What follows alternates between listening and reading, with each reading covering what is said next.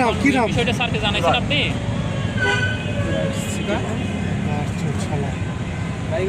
না না কিশোরগঞ্জ।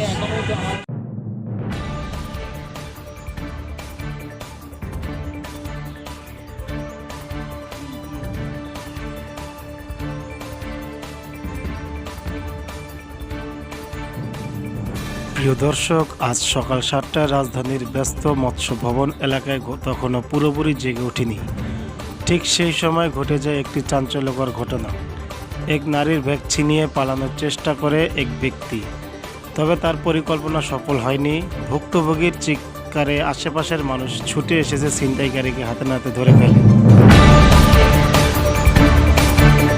স্থানীয়দের দাবি, আটককৃত যুবকটি নেশাগ্রস্ত ছিল এবং আচরণ দেখে মনে হচ্ছিল সে নিয়ন্ত্রণহীন অবস্থায় আছে। তাকে জিজ্ঞেস করা হলে সে জানায় সে যাত্রাবাড়ির এলাকার বাসিন্দা। আরও চাঞ্চল্যকর তথ্য সে দেয়, ঘটনাস্থলে তার সাথে আরও একজন সহযোগী ছিল যে মোটরসাইকেল নিয়ে অপেক্ষা করছিল। পরিকল্পনা ছিল ছিনতাই সফল হতেই বাইকে উঠে দ্রুত পালিয়ে যাওয়ার, কিন্তু পরিস্থিতি বেগতিক দেখে তার সহযোগী দ্রুত ছটকে পড়ে।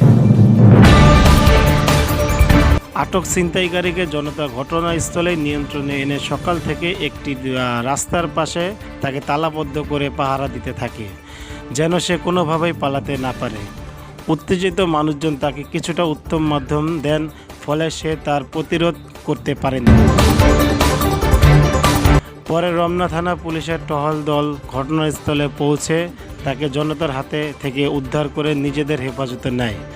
পুলিশ জানিয়েছে আটককৃত ব্যক্তিকে জিজ্ঞাসাবাদ করা হচ্ছে। তার সহযোগী পরিচয়, মোটরসাইকেলের ব্যক্তি, তার বিষয়টি এবং কোনো বড় ছিনতাইকারী চক্রের সাথে তার সম্পৃক্ত আছে কিনা তা তদন্ত করে দেখা হবে।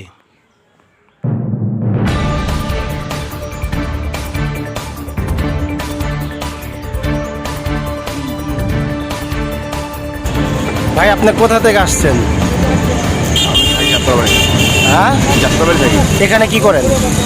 এখানে কি জন্য আসছেন? এখানে আরেকজন লাগাইছিল, আরেকজন কে? উনি কোথায়? পড়াইছে গাড়িটা।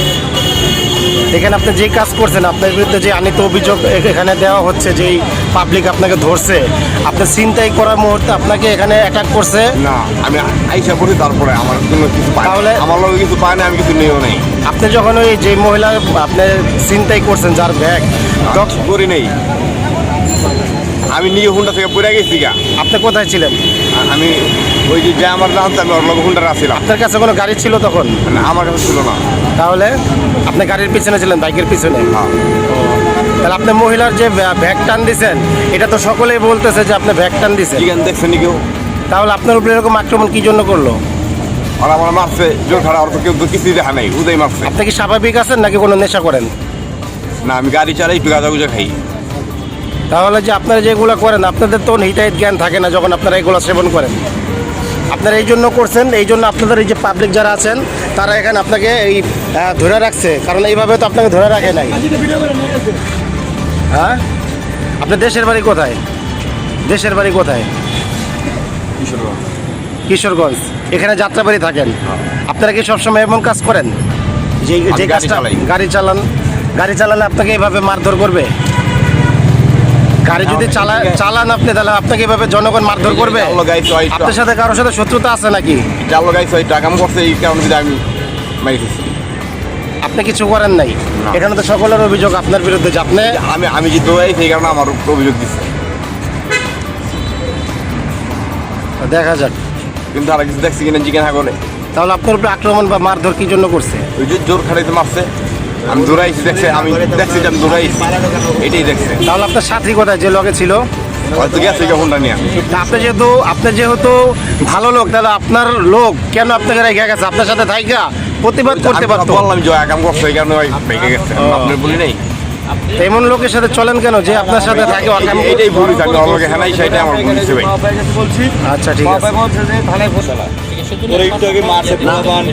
আমি বলছি আমি আকামের লগে ক্যামেরার পিছনে এটা বলতেছ তোরে এমনি জোর করে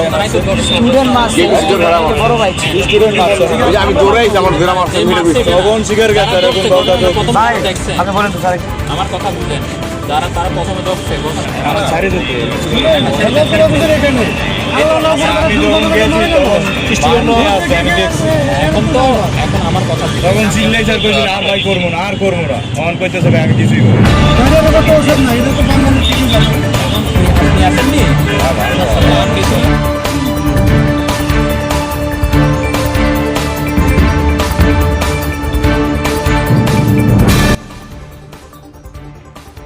এমন ঘটনার পর স্থানীয়দের মধ্যে স্বস্তি কিছুটা হলো ফিরে এসেছে। তাদের দ্রুত তৎপরতা না থাকলে ছিনতাইকারীরা সহজেই পালিয়ে যেতে পারত এবং এর চাইতে বড় কোনো ক্ষতি হতে পারত, এটা তারা দাবি করেছেন। ভবিষ্যতে এমন সচেতন থাকার জন্য সকলকেই আহ্বান করেছে যেন কোনোভাবেই দুষ্কৃতিকারী বা কোনো অপরাধ পালিয়ে যেতে না পারে, অপরাধ করে যেন